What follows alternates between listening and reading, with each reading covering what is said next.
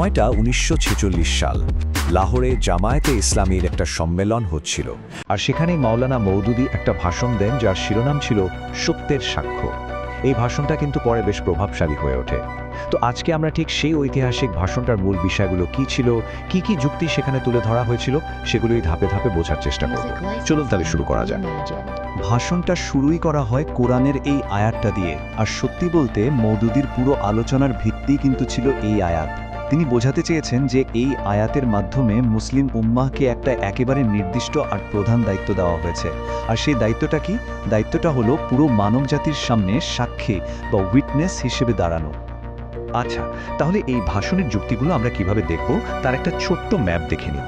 প্রথমে আমরা বোঝার চেষ্টা করব এই সত্যের সাক্ষ্য ব্যাপারটা আসলে কি। এরপর আমরা দেখব এটাকে কেন একজন মুসলমানের মূল দায়িত্ব বলা হচ্ছে। তারপর আমরা ভাষণের সবচেয়ে ক্রিটিক্যাল যে অংশ, অর্থাৎ সম্প্রদায়ের ব্যর্থতার দিকটা, সেটা নিয়ে আলোচনা করব। আর একদম শেষে এর সমাধান হিসাবে কি বলা হয়েছিল সেটাও আমরা খুঁজে দেখব। তো আমাদের আলোচনার প্রথম ধাপ, এখানকার মূল প্রশ্নটা হলো এই যে সত্যের সাক্ষ্য বা টেস্টিমনি অফ ট্রুথ বলা হচ্ছে, এই ধারণাটা আসলে কি? ভাষণটা এটাকে কিভাবে ব্যাখ্যা করছে? ভাষণের মূল কথাটাই হলো এই সত্যের সাক্ষ্য ব্যাপারটা শুধু ব্যক্তিগত বিশ্বাসের মধ্যে আটকে থাকার জিনিস না, বরং এটা একটা সক্রিয়, একটা কালেকটিভ দায়িত্ব। মানে মুসলিম কমিউনিটিকে তাদের কথা দিয়ে, কাজ দিয়ে, তাদের চরিত্র আর সামাজিক সিস্টেমের মাধ্যমে ইসলামের সৌন্দর্য আর কল্যাণকর দিকগুলো পুরো পৃথিবীর সামনে তুলে ধরতে হবে, অনেকটা একটা জীবন্ত প্রমাণের মতো, যেন মানুষ দেখেই বুঝতে পারে। আচ্ছা, এখন প্রশ্ন হলো এই দায়িত্বটাকে কেন একজন মুসলমানের জীবনের প্রধান উদ্দেশ্য হিসেবে দেখানো হচ্ছে? চলুন সেই আলোচনায় যাওয়া যাক। এখানে কিন্তু একটা খুব গুরুত্বপূর্ণ পয়েন্ট তুলে ধরা হয়েছে। ভাষণে বলা হচ্ছে মুসলিম উম্মাকে যে পৃথিবীতে একটা আলাদা জাতি হিসেবে আনা হয়েছে, তার মূল উদ্দেশ্যই হলো মানবজাতির সামনে এই কালেকটিভ সাক্ষ্যটা দেওয়া। মানে নামাজ, রোজা, হজ এগুলো অবশ্যই গুরুত্বপূর্ণ, কিন্তু এগুলো ফাইনাল গোল না। এগুলো হলো নিজেকে ওই বড় দায়িত্বটা পালনের জন্য তৈরি করার একটা উপায় বা মাধ্যম। এই দায়িত্বটা পালন না করা যে কত বড় একটা ব্যাপার, সেটা বোঝানোর জন্য ভাষণে এই আয়াতটা কোট করা হয়। যুক্তিটা খুব পরিষ্কার। যার কাছে আল্লাহর তরফ থেকে সত্য জ্ঞান আছে, সে যদি তা লুকিয়ে রাখে বা তার উল্টোটা বলে, তাহলে তার চেয়ে বড় জালিম বা অন্যায়কারী আর কেউ হতে পারে না।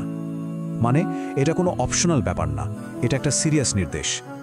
এই পর্যায়ে এসে একটা ঐতিহাসিক উদাহরণও টানা হয়। ভাষণে বলা হচ্ছে একসময় কিন্তু ইহুদি জাতিকেও এই একই রকম সাক্ষীর দায়িত্ব দেওয়া হয়েছিল, কিন্তু তারা যখন সেই দায়িত্বটা ঠিকমতো পালন করতে পারল না, উল্টো সত্যকে গোপন করল, তখন তাদের ওপর কিন্তু পতন নেমে আসে। ভাষণে এটাকে একটা ঐশ্বরিক বা ডিভাইন ল হিসেবে দেখানো হয়েছে, যা সব জাতির জন্যই সমানভাবে কাজ করে। আচ্ছা, এতক্ষণ তো আমরা দায়িত্বের কথা শুনলাম।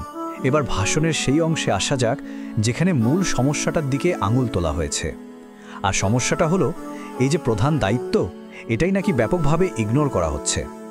এইটা ছিল 1946 সালের হিসাবে খুবই শক্তিশালী, এমনকি বেশ বিতর্কিত একটা কথা। ভাষণের মূল সমালোচনাটা হলো তখনকার মুসলিমরা শুধু যে সাক্ষ্য দিতে ব্যর্থ হচ্ছিল তাই নয়, বরং তারা নাকি সক্রিয়ভাবে একটা মিথ্যা সাক্ষ্য দিচ্ছিল। মানে মুখে ইসলামের কথা বললেও তাদের ব্যক্তিগত জীবন, সামাজিক জীবন কোনো কিছুই ইসলামের প্রতিনিধিত্ব করছে না, বরং ঠিক তার উল্টো একটা ছবি দেখাচ্ছে। এই স্লাইডে ভাষণের মূল সমালোচনাটা খুব পরিষ্কারভাবে বোঝা যাচ্ছে। দেখুন, একদিকে আছে আদর্শ চিত্রটা, মানে কেমন হওয়ার কথা ছিল, আর অন্যদিকে আছে বাস্তব চিত্রটা, মানে ভাষণের মতে তখন কি হচ্ছিল। ভাষণে বলা হচ্ছে মুসলমানরা তাদের আইন আদালত, রাজনীতি, শিক্ষা সবকিছুতেই অন্যদের তৈরি করা সিস্টেম ফলো করছে, আর এর মাধ্যমে তারা কাজে কর্মে এটাই প্রমাণ করছে যে ঐশ্বরিক আইনের চেয়ে মানুষের তৈরি আইন বুঝি ভালো। ভাষণে কিন্তু সমাজের প্রত্যেকটা স্তর থেকে উদাহরণ দেওয়া হয়েছে। যেমন জমিদাররা অনইসলামিক উত্তরাধিকার আইন মেনে চলছেন, আইনজীবী বিচারকরা ইসলামী আইনের চেয়ে মানুষের তৈরি আইনকে গুরুত্ব দিচ্ছেন, শিক্ষকরা পশ্চিমা ধ্যান ধারণা শেখাচ্ছেন, ব্যবসায়ী থেকে শুরু করে রাজনৈতিক নেতারা পর্যন্ত সবাই নাকি এমন সব মডেল অনুসরণ করছেন যা ইসলামী নয়। এর মাধ্যমে আসলে এটাই বোঝানো হয়েছে যে এই ব্যর্থতাটা কোনো এক দুইটা গোষ্ঠীর না, এটা একটা সামগ্রিক চিত্র। তো সমস্যা তো চিহ্নিত করা হলো, কিন্তু এই সাক্ষ্য দেওয়ার সঠিক পদ্ধতিটা তাহলে কি? ভাষণটি এবার সেই দিকেই এগোচ্ছে, একটা কাঠামোর কথা বলছে। এখানে সাক্ষ্য দেওয়ার দুটো অবিচ্ছেদ্য রূপের কথা বলা হয়েছে। একটা হলো মৌখিক সাক্ষ্য, মানে কথা দিয়ে, লেখা দিয়ে, যুক্তির মাধ্যমে ইসলামের সত্যকে তুলে ধরা। আর দ্বিতীয়টা, যেটা ভাষণের মতে আরও বেশি শক্তিশালী, সেটা হলো বাস্তব সাক্ষ্য। এর মানে হলো নিজের জীবন দিয়ে, সমাজ ব্যবস্থা দিয়ে ইসলামের সত্যকে প্রমাণ করা, এমন একটা মডেল তৈরি করা যা নিজেই একটা জীবন্ত উদাহরণ হয়ে দাঁড়াবে। আর এই বাস্তব সাক্ষ্য, এর চূড়ান্ত রূপ বা সর্বোচ্চ পর্যায়টা কি? ভাষণ অনুসারে সেটা হলো এমন একটা ন্যায়পরায়ণ রাষ্ট্র প্রতিষ্ঠা করা যা পুরোপুরি ইসলামী নীতির ওপর চলবে, যে রাষ্ট্র তার বিচার ব্যবস্থা দিয়ে, সুশাসন দিয়ে মানুষের কল্যাণ করে। এটা প্রমাণ করবে যে ইসলাম আসলেই মানবজাতির জন্য একটা বেটার সিস্টেম। ভাষণের যুক্তি হলো একমাত্র তখনই বিশ্বের সামনে সত্যটা চূড়ান্তভাবে প্রমাণ করা সম্ভব হবে। ভাষণের একদম শেষ পর্যায়ে এসে এই যে এত বড় একটা সমস্যার কথা বলা হলো, সেটার সমাধানের জন্য একটা নির্দিষ্ট কর্মপন্থার প্রস্তাব করা হয়। ভাষণের শেষ কথা হলো এই যে ব্যর্থতা, এটা কাটিয়ে ওঠার জন্য শুধু ব্যক্তিগত প্রচেষ্টা যথেষ্ট নয়। যুক্তিটা খুব সহজ। সমস্যাটা যখন কালেকটিভ, একটা পুরো সিস্টেমের সমস্যা, তখন এর সমাধান শুধু একা একা ভালো হয়ে গিয়ে করা সম্ভব না।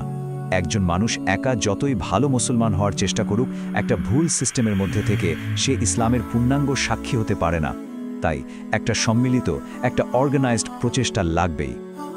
আর এই সম্মিলিত প্রচেষ্টার সমাধান হিসাবেই ভাষণে জামায়াত বা একটা অর্গানাইজড ডিসিপ্লিন মুভমেন্টের কথা বলা হয়েছে।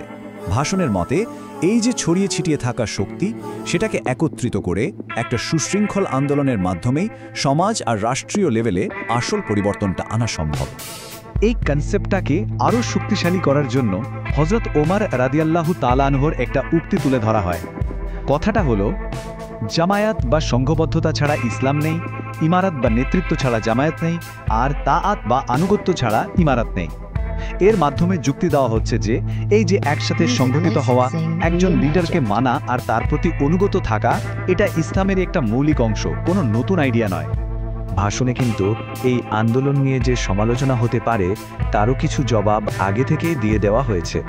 যেমন বলা হয়েছে, এটা কোনো নতুন দল বা ফেরকা তৈরির চেষ্টা না, বরং এটা হলো পুরো ইসলামের দিকেই একটা আহ্বান।